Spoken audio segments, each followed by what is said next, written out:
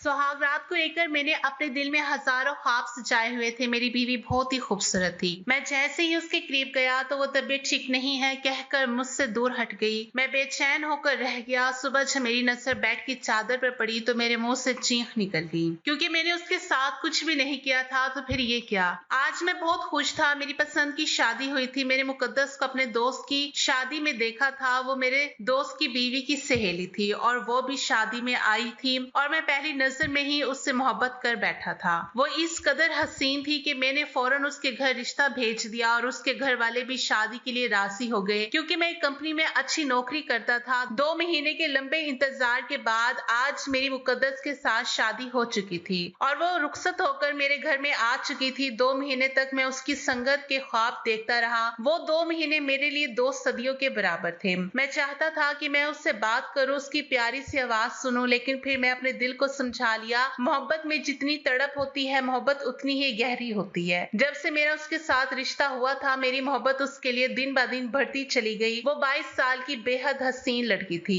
मेरी उम्र भी 25 साल थी और मैं खुद भी काफी हैंडसम लड़का था। शादी में सबने हमें देखकर कहा कि ये जोड़ी बहुत खूबसूरत है। मुकद्दस मेरे दोस्त की बीवी की सहेली थी, इसलिए मैंने शादी से पहले उसके बारे में छानबीन भी नहीं कराई कि उसका किरदार कैसा है, वो कैसी लड़की है। मैं तो सिर्फ उसकी हुस्न पर मर मिटा था और वो मेरे दोस्त की बीवी की सहेली थी, तो मुझे जरूरत ही पेश नहीं आई थी छानबीन करने की। कुछ साल पहले ही मुकद्दस की माँ की मौत हो गई थी। उसकी भाभी ने ये रिश्ता तय किया था। आज मेरा इंतजार खत्म हो गया था, क्योंकि मुकद्दस दुल्हन बनी मेरे कमरे में बैठी हुई थी। जैसे ही मैं कमरे में दाखिल हुआ तो मैंने देखा कि मुकद्दस घूंघट निकाले बैठी हुई थी। इतने दिनों से मैं उसे दुल्हन के रूप में देखने के लिए बेचैन था। मैंने आहिस्ता आहिस्ता कदम उसकी तरफ बढ़ाए और उसके सामने आकर बैठ गया। मैंने महसूस किया कि उसके हाथ कांप रहे थे। यकीनन वो घबराहट की शिकार थी। मेरे चेहरे पर न जाने क्यों मुस्कुराहट आ गई थी। शर्माती और घबराती हुई लड़कियां मुझे बहुत अच्छी लगती थी। मैंने जैसे ही उसके हाथों को अपने हाथों में लिया, उसने फौरन से अपने हाथ पीछे खींच लिए। मुझे उसकी इस हरकत पर हंसी आ गई थी। मैं समझ गया था कि वो एक बहुत ही शर्मीली सी लड़की है। मुझे शर्मीली लड़कियां अच्छी लगती थी, शायद इसलिए मुझे मुकद्दस अच्छी लगी थी। मैंने उससे कहा कि तुम्हें घबराने की कोई जरूरत नहीं है, मैं तुम्हें बहुत प्यार से रखूंगा। तुम मेरी पहली और आखिरी मोहब्बत हो। मैंने उसका घूंघट पलट दिया। वो बेहद हसीन लग रही थी। ऐसा लग रहा था आसमान से कोई परी उतरकर मेरे कमरे में आ गई है। मैं अपने आप को बहुत ही खुशकिस्मत समझ रहा था। मैंने उसकी हुस्न की तारीफों के पुल बांध दिए, लेकिन उसके चेहरे पर जरा भी मुस्कुराहट नहीं आई। तो मैं थोड़ा सा परेशान हो गया था, क्योंकि लड़कियां तो बहुत खुश होती हैं जब दूल्हा उसकी तारीफ करता है। तो ठीक है, मुकद्दस बहुत शर्मीली थी, लेकिन मुस्कुरा तो सकती थी, मगर वो तो बिल्कुल ही नहीं मुस्कुरा रही थी। ऐसा लग रहा था कि अभी रो देगी। मैंने उसके करीब होने की कोशिश की तो उसने एकदम से अपने कमर और पेट पकड़ लिया और कहने लगी, मेरे पेट और कमर में बहुत तेज दर्द हो रहा है। उसकी बात सुनकर मैं परेशान हो गया था। थोड़ी देर पहले जो मैं खुश हो रहा था, उसकी इन बातों पर अब मेरा सारा मूड खराब हो चुका था। मुझे लग रहा था कि उसे कोई दर्द नहीं है, बहाना बना रही है ताकि मैं उसके करीब ना जाऊं। मैंने उससे कहा कि ठीक है, मैं तुम्हें दवा दे देता हूँ। मेरे कमरे में इस वक्त दर्द की कोई दवा नहीं थी, इसलिए मैं कमरे से बाहर निकल गया और सोच रहा था कि घर वालों से क्या कहूँ कि मेरी बीवी के पेट में दर्द है, उसे दवाई चाहिए। ये बातें सोचते हुए मुझे ना जाने क्यों अजीब महसूस हो रहा था। सभी घर वाले सो चुके थे। पूरे घर में उस वक्त खामोशी का राज था। मैंने दवाई तलाश करनी शुरू की और मुझे मिल गई थी। मैं दवाई लेकर कमरे की तरफ जा ही रहा था कि मेरे कजन ने मुझे वहां पर देख लिया, जो कि मेरे अंकल का बेटा था। उसने मेरे कंधे पर हाथ रखा और मुस्कुराहट अपने चेहरे पर सजाकर पूछा, सब कुछ ठीक तो है ना? मैंने कहा, सब ठीक है। असल में मुकद्दस की तबीयत कुछ ठीक नहीं है, इसी वजह से मैं उसके लिए दवाई लेकर जा रहा हूँ। मेरे कजन ने कहा कि कुछ लड़कियां शादी की पहली रात इस तरह के बहाने बनाती हैं, खासकर ऐसी लड़कियां जिन्हें अपना शौहर पसंद नहीं होता और उनकी मर्जी के बिना शादी होती है, तो वो बीमारी का बहाना करके कह देती हैं। मुझे तो लगता है तुम्हारी बीवी भी इसी तरह से बीमारी का बहाना कर रही है। शायद उसे तुम्हें कोई दिलचस्पी नहीं। अगर वो इस शादी से खुश होती तो तुम्हें इस वक्त कमरे से बाहर ना निकलना पड़ता। मेरे कजन की बातों ने तो मेरे अंदर जैसे आग ही लगा दी थी। मुझे इस वक्त बहुत गुस्सा आया था, लेकिन मैं शादी वाले घर का माहौल खराब नहीं करना चाहता था। थोड़ी देर पहले जो मैं सोच रहा था कि शायद वाकई मेरी बीवी को पेट में दर्द होगा, लेकिन अब अपने कजन की बात सुनकर मुझे ऐसा महसूस हो रहा था कि शायद वो सच बोल रहा है। क्या वाकई मुकद्दस खुश नहीं थी? अगर वो खुश नहीं थी तो फिर उसने शादी के लिए हामी ही क्यों भरी थी? जहां तक मेरी जानकारी में था तो उसके घर वालों ने उसकी रजामंदी से ये रिश्ता तय किया था। फिर मुझे एहसास हुआ कि मेरे कजन ने शायद जानबूझकर ये शैतानी ख्याल मेरे अंदर डाल दिया है। मेरी बीवी के खिलाफ लोग इस तरह की बातें करते हैं ताकि मियाँ बीवी का रिश्ता खराब हो जाए। मुझे याद आया कि मेरे चाचा का बेटा जो मुझसे इस तरह की अजीबोगरीब बातें कर रहा था, उसको भी बहुत शौक था शादी का, लेकिन उसको कोई लड़की नहीं मिल रही थी। शायद वो मेरी शादी को लेकर जल रहा था, इसलिए उसने इस तरह की बात कही ताकि मेरी खुशियां खाक में मिल जाएं। मैंने इन ख्यालों को झटक दिया और अपने कमरे की तरफ बढ़ा तो मैंने देखा कि मुकद्दस अभी भी बहुत जोर से अपने पेट और कमर को पकड़कर बैठी है और उसकी आंखों से आंसू बह रहे थे। मैं फौरन उसके पास गया, उसे दवा और पानी दिया और कहा कि तुम थोड़ा सा आराम कर लो। जैसे भी थी वो मेरी बीवी थी और उसका ख्याल रखना मेरी जिम्मेदारी थी। 1 घंटा मैंने उसके पेट और कमर दर्द का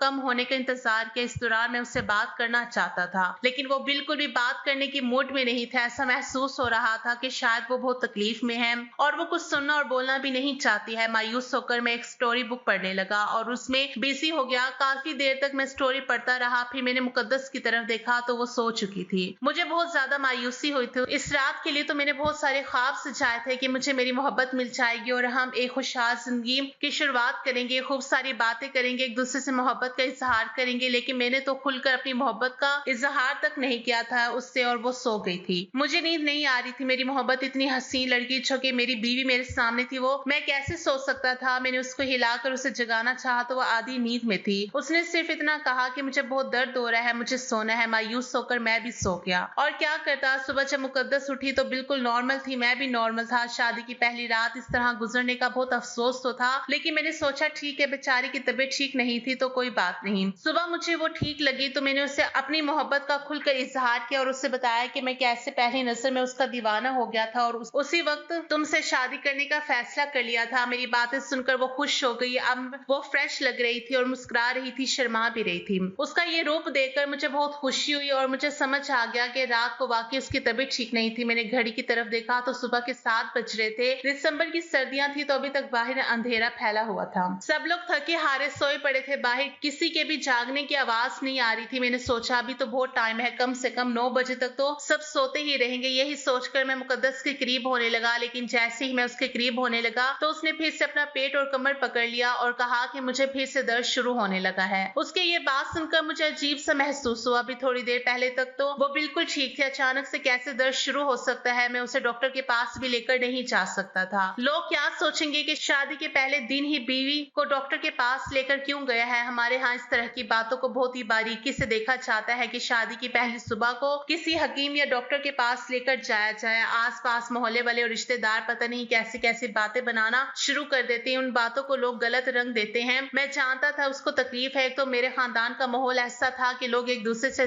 जलते रहते हैं। मेरे अपने रिश्तेदार हम लोगों से बहुत जलते थे। मैंने अपनी शादी पर बहुत पैसा लगाया था और बहुत धूमधाम से शादी की थी। हम लोग इतने कोई ज्यादा अमीर नहीं थे, लेकिन अपनी हैसियत के मुताबिक शादी पर ज्यादा खर्च किया था और मेरी अभी अभी नई नौकरी लगी थी और तनख्वाह भी अच्छी थी। खानदान के बाकी लोग इतना खर्चा नहीं करते थे, कंजूसी करते थे। इस सूरत में अगर शादी की पहली सुबह ही डॉक्टर के पास लेकर जाता या डॉक्टर को घर लेकर आता तो मामला कहां से कहां पहुंच सकता था। मुझे इस बात का अंदाजा था। मेरे अपने खुद के रिश्तेदार अपने अंदर की जलन मिटाने के लिए बात को पता नहीं कहां से कहां ले जाते, मेरी इज्जत को उछाल कर रख देते और मैं ऐसा नहीं चाहता था। मैंने मुकद्दस से कहा कि तुम आराम करो। मैंने कमरे की लाइट ऑफ कर दी और बाहर चलाया। पूरे घर में खामोशी का राज था। सब अपने अपने कमरों में थे। मैं बाहर सोफे पर ही बैठ गया। पता नहीं कब बैठे बैठे वही मेरी आंख लग गई। सुबह के 9 बजे मेरी आंख खुली, वो भी मेरी माँ के जगाने पर। उन्होंने मुझे जगाया और हैरत से पूछा, ली तुम यहाँ बाहर सोफे पर क्या कर रहे हो। मैंने कहा अम्मी आपको पता है कि मुझे सुबह 6 बजे वॉक पर जाने की आदत है, तो आज भी 6 बजे मेरी आंख खुल गई। लेकिन जब कमरे से बाहर आया तो बाहर बहुत गहरा सन्नाटा था। मैंने सोचा थोड़ी देर बैठ जाता हूँ, बाद में जाऊंगा, लेकिन बैठे बैठे ही मेरी आंख लग गई और मैं यहाँ सो गया। मेरी माँ ने कहा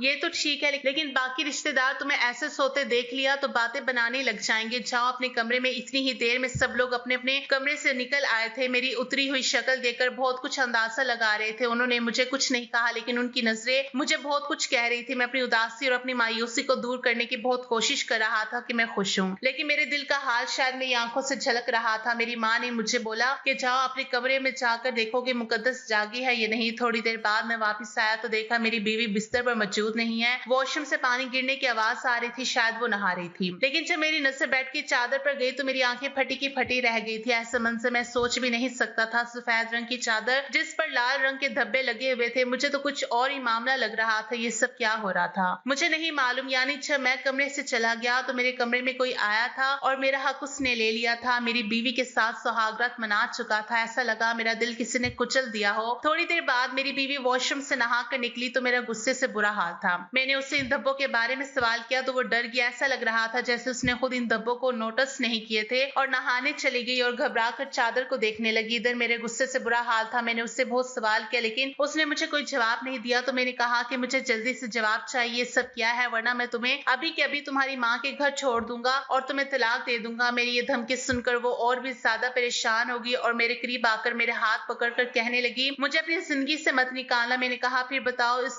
धब्बों की वजह क्या है। उसने मुझसे कहा कि आप मुझे 1 महीने का वक्त दें, मैं आपको सब कुछ बता दूंगी, लेकिन 1 महीने से पहले मैं ये राज आपके सामने नहीं खोल सकती हूँ वरना बहुत बुरा हो जाएगा। उसकी बात सुनकर मुझे उस पर यकीन नहीं आ रहा था। मुझे लगा वो बिना किसी वजह के बहाने बना रही है। मैंने उससे कहा कि मुझे अभी इसी वक्त तमाम सवालों के जवाब चाहिए। तुमने रात भी मुझे करीब नहीं आने दिया और सुबह तुम्हारा रवैया मेरे साथ अपनेपन वाला नहीं था। और अब ये धब्बे, मैंने तुमसे मोहब्बत की, शादी की और मोहब्बत में इस कदर अंधा हो गया कि तुम्हारे बारे में किसी भी तरह की कोई छानबीन तक नहीं कराई। लेकिन अब न जाने क्यों मुझे तुम्हारा किरदार खराब लग रहा है। आखिर ऐसा भी क्या राज है तुम्हारे पास जो 1 महीने से पहले मुझे बताया नहीं जा सकता। मैं 1 महीने तक इंतजार नहीं कर सकता। 1 महीना बहुत ज्यादा होते हैं। मैं गुस्से से बोल रहा था लेकिन हल्की आवाज में कि कहीं मेरी आवाज बाहर ना चली जाए। अगर आवाज बाहर चली जाती तो इसमें मेरी ही बदनामी होती और मुझसे जलने वाले खुश हो जाते कि मेरी शादी की शुरुआत ही खराब हुई है। मेरे हालात जैसे भी थे लेकिन मैं अपने दुश्मनों को खुश नहीं करना चाहता था। मैं उन लोगों में से था जो अपना राज दूसरों को मर कर भी नहीं बताते, खासकर उनको जो हमारी खुशियों के दुश्मन है। मेरे गुस्से को देखकर मुकद्दस काफी परेशान हो गई थी और फिर वो रोने लगी। उसे रोता देखकर मेरे दिल को झटका लगा। जो भी था आखिर वो मेरी पहली मोहब्बत थी। उसे रोता देखकर मैं भला कैसे सुकून से रह सकता था। मैंने उससे रोना बंद करने को कहा और बेड पर बिठाया। कमरे का दरवाजा आधा खुला था और इस बात से हम दोनों ही अनजान थे। मैंने जब मुकद्दस को बेड पर बिठाया तो वो रोते हुए मेरे सामने हाथ जोड़कर कहने लगी कि प्लीज ये बात किसी को मत बताना, मेरा ये राज राज ही रखना, मेरी इज्जत अब तुम्हारे हाथ में है। प्लीज समझो, कोई भी गलत कदम उठाकर अपनी और मेरी जिंदगी बर्बाद मत करना। उसकी ये बातें और भी मुश्किलें बढ़ा रही थी कि तभी मुझे अपने पीछे से एक आवाज आई जिसे सुनकर मैं एकदम से पीछे मुड़ा। मेरी बीवी भी सामने देखने लगी। उसने जल्दी से अपने चेहरे पर आए आंसुओं को साफ किया। मेरा वही कजन खड़ा था और शक भरी नजरों से हम दोनों को देख रहा था। वो आगे बढ़ा और बोला, क्या हुआ भाभी, तुम क्यों रो रही हो? क्या अली ने तुम्हें कुछ कहा है? तुम मुझे बताओ, मैं अभी के अभी जाकर सबको बताता हूँ। अपने कजन के ये लफ्ज सुनकर मैं गुस्से से उसको देखने लगा। मैंने कहा, तुम्हें तमीज नहीं है, किसी के कमरे में बिना इजाजत के नहीं जाते। और ये तुम क्या लगा रखा है? भाभी है ये तुम्हारी, अब आप करके बात करो। मुकद्दस भी मुझे देखने लगी और नजर झुका गई। फिर मैंने बात संभालते हुए कहा कि ऐसी कोई बात नहीं है, दरअसल तुम्हारी भाभी को अपने घर वाले याद आ रहे थे इसलिए ये रो रही थी, मगर मैंने समझा दिया है, अब ठीक है। मुझे उस पर बहुत गुस्सा आया था कि वो होता कौन है मेरी बीवी से इतना अपनापन दिखाने वाला। ऐसा लग रहा था जैसे वो मेरी बीवी से पहले भी मिल चुका हो। मैं बहुत मुश्किल से बर्दाश्त करके रह गया था। आज वलीमा था लेकिन मेरा दिल सब चीजों से बेजार हो चुका था। मेरा कजन असद मुझे कुछ अजीब सा लगने लगा था। वो बार बार मेरी बीवी को बहाने बहाने से देखता था, उससे बात करने की कोशिश करता और वो भी उसके साथ हंसी मजाक में जवाब दे रही थी। मैं जबरदस्ती की मुस्कुराहट चेहरे पर सजाए बैठा हुआ था क्योंकि मुझे अपने खानदान वालों से बातें नहीं बनवानी थी। शादी के फंक्शन खत्म होने के बाद सभी रिश्तेदार घर जा रहे थे। मुकद्दस सबसे मिलकर कमरे में जा चुकी थी। तभी मेरी नानी जो की बूढ़ी थी, उन्होंने मुकद्दस को बाहर बुलवाने को कहा। मैं मुकद्दस को लेने जब अपने कमरे में आया तो दरवाजे से मैंने जो मंजर देखा उससे देखकर मेरे होश उड़ गए। मेरे कमरे में मेरा छोटा भाई खड़ा था जो मुकद्दस के बालों में हाथ फेर रहा था। मैं शक की हालत में चला गया। मेरी मोहब्बत, मेरी बीवी मेरे भाई के साथ इतने करीब थी। तभी मेरी परछाई आईने में देखकर मेरा भाई सीधा हुआ और कहने लगा, भाई दरअसल भाभी के बालों में कुछ चला गया था, बस वही निकालने में उनकी हेल्प कर रहा था। मेरे दिमाग को कई सोचों ने अपने शिकंजे में जकड़ लिया था। मेरा दिल चाह रहा था कि मैं चीख चीख कर रोना शुरू कर दूं। मेरी बीवी मेरे अलावा हर एक से खुशी खुशी बात कर रही थी। आखिर मुझ में ऐसी क्या कमी थी कि वो मुझे पास नहीं आने दे रही थी। एक बार फिर बिस्तर पर लगे वो लाल दाग मेरी नजरों के सामने आ गए। मेरे जाने के बाद कौन आया था मेरे कमरे में? क्या मेरी बीवी का किरदार गिरा हुआ था?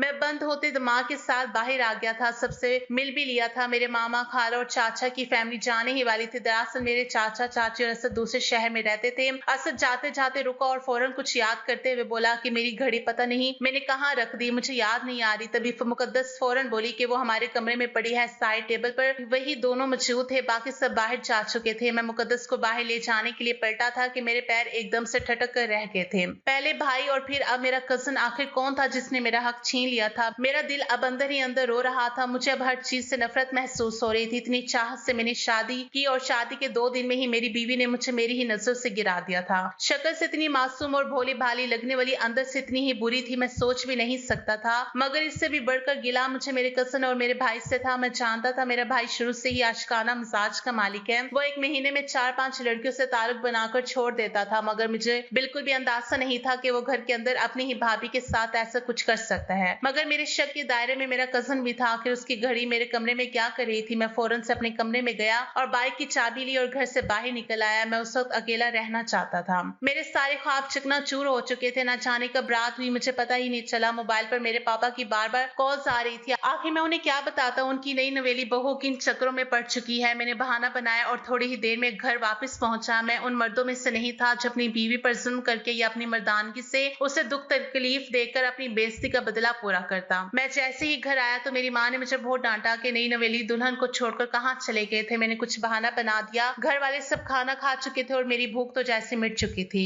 इसलिए मैंने बहाना बना दिया कि मैं बाहर से खाना खाकर आया हूँ। अब मैं अपने कमरे की तरफ बढ़ा। आज मुझे हर हाल में अपनी बीवी से बात करनी थी। आखिर उसने मुझे धोखा क्यों दिया था? मैं जब कमरे में दाखिल हुआ तो कमरे में अंधेरा था। मैंने लाइट ऑन की तो सामने बेड पर मुकद्दस कंबल में खुद को पूरी तरह छुपाए सो रही थी। मुझे बहुत गुस्सा आया। आज हर हाल में मैंने उससे हर बात क्लियर करनी थी। मैंने जैसे कंबल हटाया तो कुछ पल के लिए हैरान रह गया, क्योंकि बिस्तर पर मुकद्दस कहीं भी मौजूद नहीं थी, बल्कि वहां तो तकिए को इस तरीके से रखा गया था जैसे कोई सो रहा हो। अगर मुकद्दस वहां नहीं थी तो फिर कहाँ थी? मेरी गैरत को बार बार ललकार रही थी। न जाने क्यों, मगर मेरे कदम खुद बाखुद मेरे भाई के कमरे की तरफ बढ़ने लगे। मैं भी उसके कमरे से दूर ही था कि मुझे आवाज आने लगी। यकीनन मेरी बीवी की ही आवाज थी जो किसी से बात कर रही थी। वो आवाज गैलरी से आ रही थी। मैंने बिना किसी आवाज के खिड़की के पास जाकर खड़ा हो गया और सुनने लगा। जो लफ्ज मेरे कानों से टकराया उन्होंने मुझे और भी गुस्सा दिला दिया। मेरी बीवी शायद फोन पर बात कर रही थी कि अली को पता तो नहीं चलेगा ना? तुम्हें पता है कोई भी शौहर बर्दाश्त नहीं कर सकता। अगर ये राज खुल गया तो अली मेरी जान ही ले लेंगे। कल रात भी बहुत मुश्किल से बहाना बनाकर मैंने उन्हें खुद से दूर रखा। अगर वो जान चाहते तो शायद मैं यहाँ खड़ी ना होती। मुकद्दस और भी बातें कर रही थी, मगर मेरे कानों में आगे की बात सुनने की हिम्मत ही नहीं थी। इतना बड़ा धोखा दिया था मुकद्दस ने मुझे। मेरा मजाक बनाकर रख दिया था उसने। मैं धीरे धीरे चलता अपने कमरे में आ गया। तभी मुकद्दस कमरे में दाखिल हुई और मुझे कमरे में देखकर एकदम से चौंक गई। मैं बिना वक्त जाए कि उससे पूछा कि आखिर क्यों तुमने मुझसे शादी की जब तुम किसी और को पसंद करती हो? मेरी बात पर उसका चेहरा पीला पड़ गया। वो फौरन मेरे करीब आकर बैठ गई और कहने लगी, ऐसा बिल्कुल भी नहीं है। मैं सिर्फ और सिर्फ आपसे मोहब्बत करती हूँ, किसी और के बारे में सोच भी नहीं सकती। मुझे उसका हर एक लफ्ज झूठा लग रहा था। मैंने उसका हाथ झटक दिया और कहा कि ऐसा झूठ मत बोलो। अगर ऐसा है तो फिर तुम मुझसे दूर जाने के बहाने क्यों ढूंढती हो? और वो चादर पर लगी लाल दाग क्या मतलब समझूं?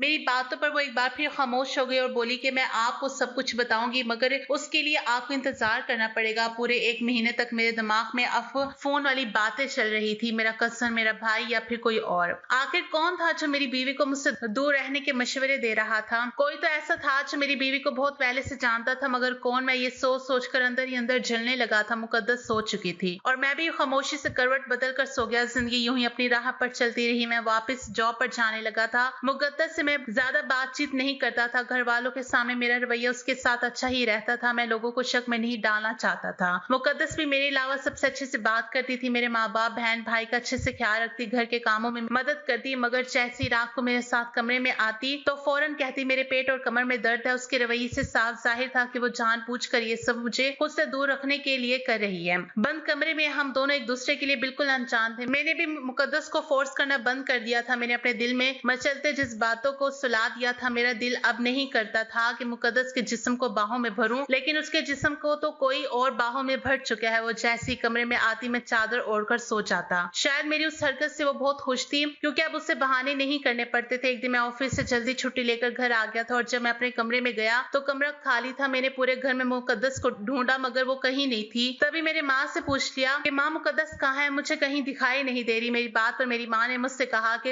इतनी जल्दी भूल गए? सुबह तुम खुद ही तो अपने छोटे भाई को कह कर गए थे कि मुकद्दस को उसके मायके छोड़ाना। मैं हैरानी से अपनी माँ को देखने लगा। माँ के चेहरे पर परेशानी उभर आई थी, मगर मैंने बात को संभाली और कहा, हाँ मैंने कहा था, दरअसल मुझे काम की टेंशन में याद ही नहीं रहा। मेरी बात पर मेरी माँ को कुछ तसल्ली हुई। मैं दिल ही दिल में जलते कमरे में चला गया। आखिर मेरी बीवी मेरे भाई के साथ घर से निकली थी। इस बीच मेरी माँ मेरे लिए चाय कमरे में ही ले आई थी। ऑफिस से आए मुझे 3 घंटे हो चुके थे, लेकिन मुकद्दस का अभी तक कहीं कुछ पता नहीं था और ना ही घर में मेरा छोटा भाई था। मैं अपने भाई को कॉल करने ही वाला था कि तभी कमरे का दरवाजा खुला और मुकद्दस कमरे में दाखिल हुई। मुझे कमरे में देखकर वो एकदम से घबरा गई थी। फिर कहने लगी, आप आज इतनी जल्दी घर आ गए? वो मेरी तबीयत ठीक नहीं थी, इसलिए मैं अपनी भाभी के साथ दवा लेने चली गई थी। मुझे हैरत हुई, अगर वो मेरे भाई का नाम ले लेती तो मुझे कोई फर्क नहीं पड़ता, क्योंकि मुझे तो पहले से ही पता था कि वो मेरे भाई के साथ गई है। लेकिन उसके झूठ पर मेरे दिल में शक और गहरा हो गया था। वो हाथ में लिए अपना पर्स और मोबाइल टेबल पर रखकर वॉशरूम में चली गई थी। मेरी नजर सामने टेबल पर पड़ी जहां मुकद्दस का मोबाइल रखा था। मुझे उस दिन की कॉल याद आई। मैंने मोबाइल खोला और कॉल हिस्ट्री चेक करने लगा। खुशकिस्मती से उस दिन और उस वक्त की कॉल पर जो नाम मुझे दिखाई दिया उसे देखकर मुझे झटका सा लगा था।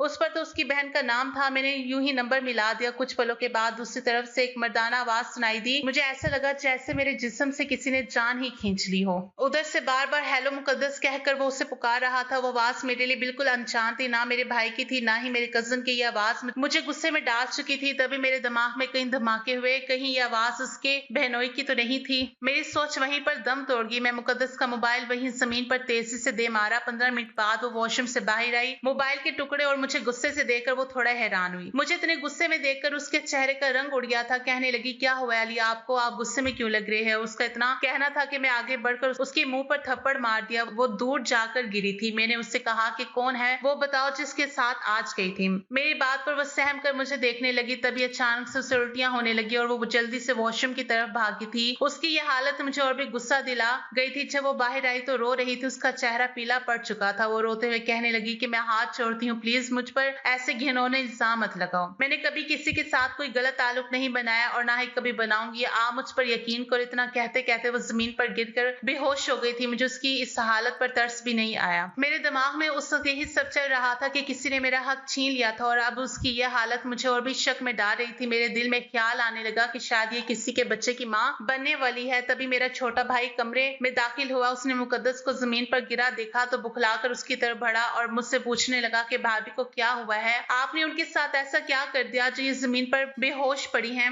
मैंने अपने भाई की हरकत पर उसे मुकद्दस से दूर किया और एक जोरदार थप्पड़ उसके गाल पर दे मारा। मैं गुस्से से कहने लगा, तुम्हारी हिम्मत भी कैसी हुई मेरी बीवी को हाथ लगाने की? मैं कभी इतनी ऊंची आवाज में नहीं बोला था। मेरी आवाज सुनकर मेरी माँ दौड़ी दौड़ी आई थी। मुकद्दस को बेहोश देखकर वो मुझसे सवाल करने लगी, मगर मैं उनसे क्या कहता। कुछ देर बाद ही हम मुकद्दस को अस्पताल लेकर गए। डॉक्टर ने चेकअप करना शुरू किया। मेरी माँ अलग परेशान लग रही थी। रात के 11 बज रहे थे। तभी मुकद्दस की बड़ी बहन अपने शौहर के साथ आई। उन्हें किसने बताया था कि हम यहाँ पर हैं? उसकी बहन के शौहर को देखकर मेरी रगों में एक बार फिर खून की जगह गुस्सा दौड़ने लगा था, मगर मैं बर्दाश्त के साथ बैठा रहा। तभी मुकद्दस के बहनोई बोले कि अभी कुछ देर पहले कॉल आई थी मुकद्दस की, मगर वो कुछ बोल नहीं रही थी, इसलिए हम उसकी खैरियत मालूम करने घर आ गए। मगर वहां से पता चला कि आप लोग उसे अस्पताल लाए हैं। कुछ ही देर बाद मुकद्दस को होश आ गया था। वो सबको यही बताने लगी कि चक्कर आने की वजह से वो गिर गई थी। मुझे उस पर शक था। मैंने डॉक्टर से अकेले में पूछा कि मुकद्दस को क्या मसला है, पर वो कहने लगी कि मुकद्दस के जिस्म में पानी की कमी हो गई थी, जिसकी वजह से वो बेहोश हो गई थी। आप उनके खाने पीने का अच्छे से ख्याल रखें और ठीक हो जाएगी। लेकिन पता नहीं क्यों मुझे डॉक्टर पर भी शक हो रहा था कि वो कुछ छुपा रही है। मैंने सारे रास्ते मुकद्दस से कोई बात नहीं की। वो भी काफी परेशान लग रही थी। मुझे सबसे ज्यादा शक अपने भाई पर था। हो ना हो उसी का काम होगा। उसकी आदतों से मैं अच्छी तरह वाकिफ था। यकीनन उसने मुकद्दस के साथ भी चक्कर चलाया होगा और जब वो यहाँ आ चुकी है तो दोनों को और भी मौका मिल गया।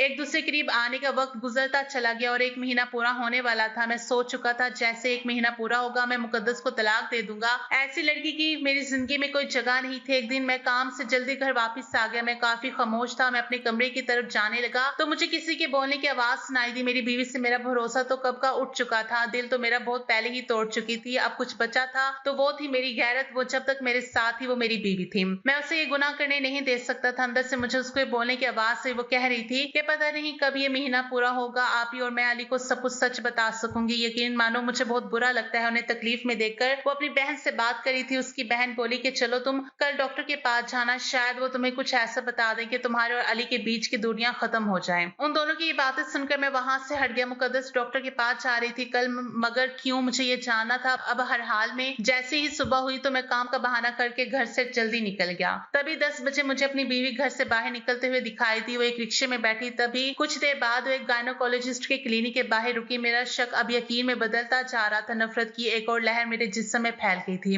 वो अंदर चली गई और कुछ देर बाद मैं भी अंदर चला गया, लेकिन सामने वो मुझे कहीं भी नजर नहीं आई। मैं नर्स से अपनी बीवी के नाम के बारे में पूछने लगा तो नर्स कहने लगी, ये आपकी बीवी की रिपोर्ट है जो कि कुछ देर पहले ही आई है। आप इसे अंदर डॉक्टर के पास लेकर जाइए, आपकी बीवी वहां पर मौजूद है। मेरे अंदर इतनी हिम्मत नहीं थी कि मैं उन पेपर को खोलकर देखता। मैं उस रिपोर्ट को बजाय अंदर देने के उसे लेकर क्लिनिक से बाहर निकल आया। मैं वहां से सीधा घर पहुंचा था। अपने कमरे में आकर मैं रो पड़ा। मुझे सच में बहुत दुख हो रहा था। मेरी पहली मोहब्बत मेरी बीवी मुझे इतना बड़ा धोखा देगी मैंने कभी नहीं सोचा पूछा था। कुछ देर बाद मुकद्दस कमरे में दाखिल हुई। वो आते ही बोली कि आप मेरी सच्चाई जान चुके हैं। उसके सवाल पर मैं बोला कि हाँ, जान क्या हूँ। वो दोबारा बोली, अब तो आपके सारे शक खत्म हो गए होंगे ना, मेरी मोहब्बत पर यकीन हो गया ना आपको। मैं हैरान हुआ और हैरत से बोला, भला कैसी मोहब्बत? मेरी बीवी ने रिपोर्ट खोलकर मेरे सामने की और मुझे पढ़कर सुनाया। उसने जो लफ्ज अपनी जबान से बोले उसे सुनकर मेरा दिल चाहा जमीन फटे और मैं उसमें समा जाऊं। मुकद्दस ने मुझे बताया कि मुझे एक ऐसी बीमारी है जिसकी वजह से मैं अपने शौहर के करीब नहीं जा सकती थी। मैं 14 साल की थी जब मेरी माँ मुझे दुनिया में अकेला छोड़कर चली गई थी। मेरे लिए मेरी बहन ही सब कुछ थी।